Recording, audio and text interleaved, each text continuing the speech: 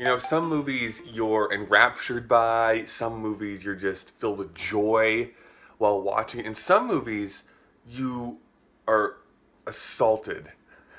In some movies, you are in an experience. And Dunkirk is very much that. It sounds like I didn't like it. I very much loved this film. In fact, I would probably put it up into like the top third of Christopher Nolan films. But it is an experience. I had the honor of being able to go. It was only playing like this for about a week in Calgary, but I got to see it in 70 millimeter in an IMAX showing. Like, this movie is massive. Like, just the print and being in that theater, you are in this movie. It's told in a very unorthodox style where we're watching by land, by sea, and by air. And each of those stories is either a week long, a day long, or an hour long, and they very interestingly intersect with one another. Christopher Nolan seems to be really fascinated by time. It's something that again and again happens in his films. Memento very famously played with the progression of a story. We went kind of in rewind. We went from back to forward with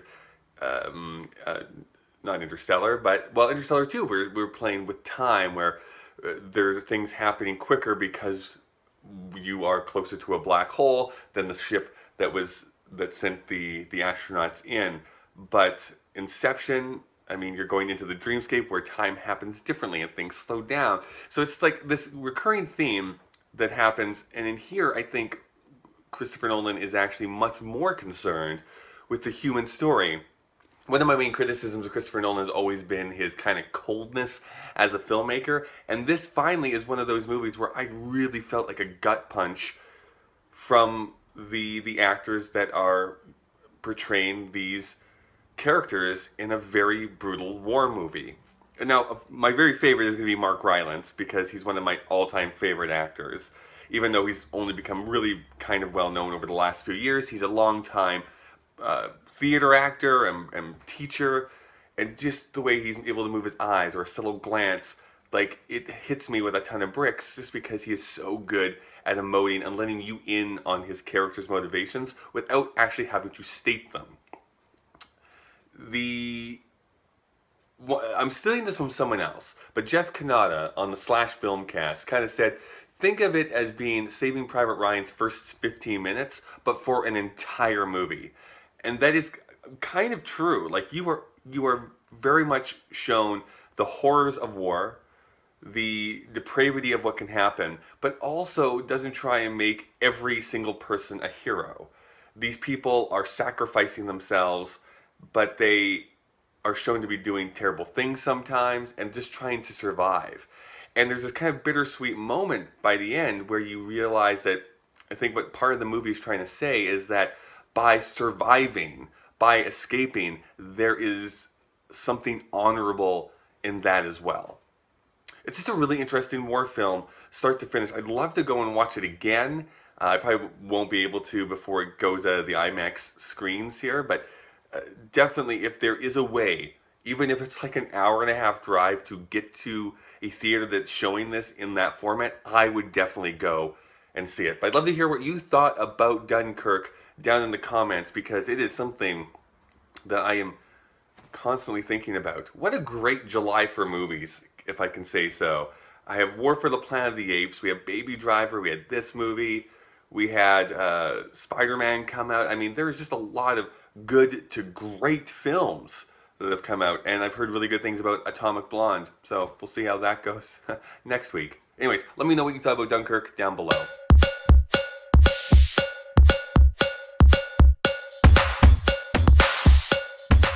So Jen isn't with me here this week, but I really wanted to talk about part 2 of Angels in America. Perestroika is the subtitle you get for this. If you remember last week, Angels in America is this play that's written by Tony Kushner like about 20 or so years ago. It was dealing with AIDS in the 1980s and following a bunch of characters through their trials and tribulations through that reality.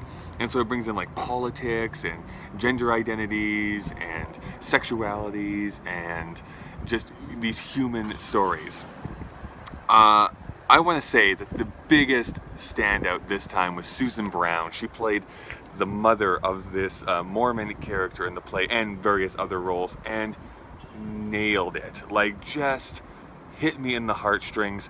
Like this tough exterior, but you slowly see her humanity teased out of her, which I think is kind of the recurring theme that happens, because you see this almost awful person in Roy Cohn, who is this like staunch Republican, conservative, Christian values, but is actually a homosexual himself, but won't really just come out and say it and admit it, and is doing these terrible things to his own, I'll say, community. And he is on his deathbed with AIDS, and still kind of an awful person, but those little threads of humanity keep showing through, and he was played by Nathan Lane.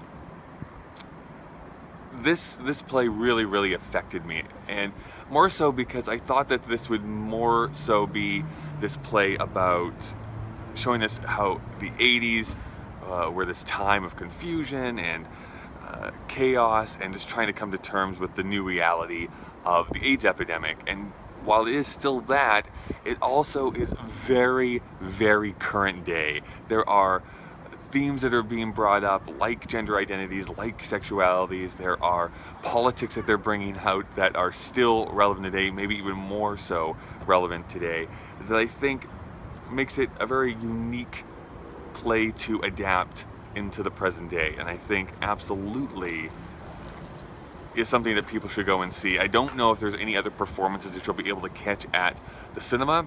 I saw it at the Cineplex here in Canada.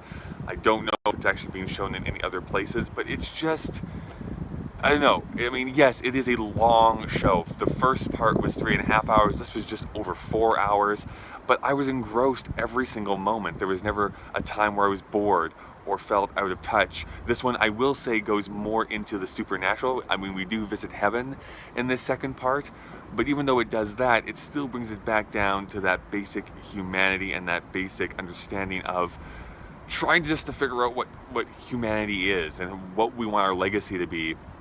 And we keep butting our heads up against one another, and perhaps that is just something that we have to deal with as humans. But I think this play imagines a world that it shows the reality, all the warts and all, but there is still hope, and there is still goodness, and there is still greatness that you can find in this world. This is probably pretty windy for you, so let's go to the next thing.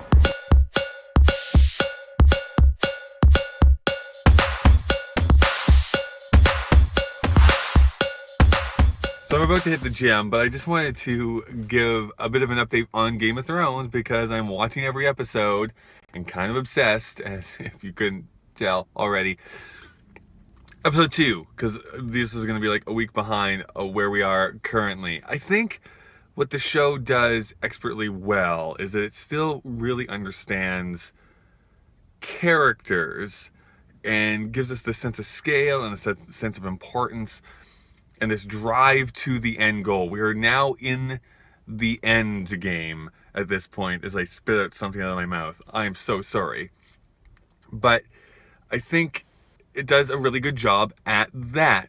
Where it falls down sometimes is that because we're in the end game, it really rushes through a lot of plot points, where in a book, yes, you get to like wallow in the feelings that you're feeling. And even in the first couple of seasons, there felt like there was a little bit more room to stretch things out.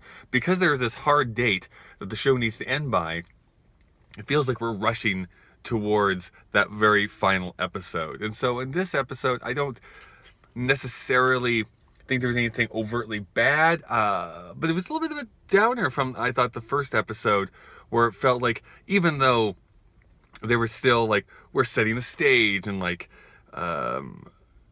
telling this grand story and letting characters have their moment.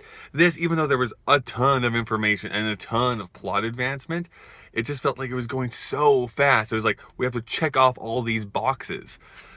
And yet it still had time to do that kind of sex scene with Grey Worm and Missandei, which is, I mean, it was whatever, but it was like, really? Like, we can't spend like 2 minutes in another place with characters that I actually care about?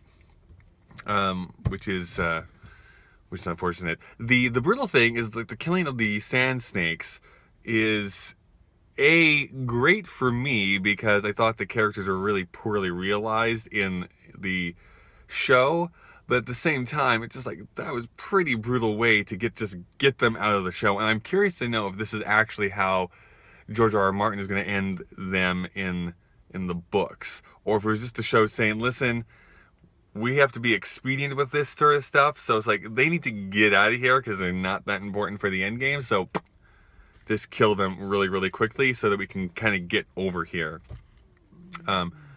Yeah, I can be like super nitpicky here and there, but I'm interested to see how they do this condensed season. It seems that Jon and Daenerys are gonna meet like super quickly, because you know what happens now is you can actually get from the Wall all the way down south in like a day. They have really fast horses in Westeros, apparently, and getting across the sea took 7 seasons. So you just need to know the scale of this beautiful world George Martin created. Anyways, comments down below. What do you think about this new season of Game of Thrones so far?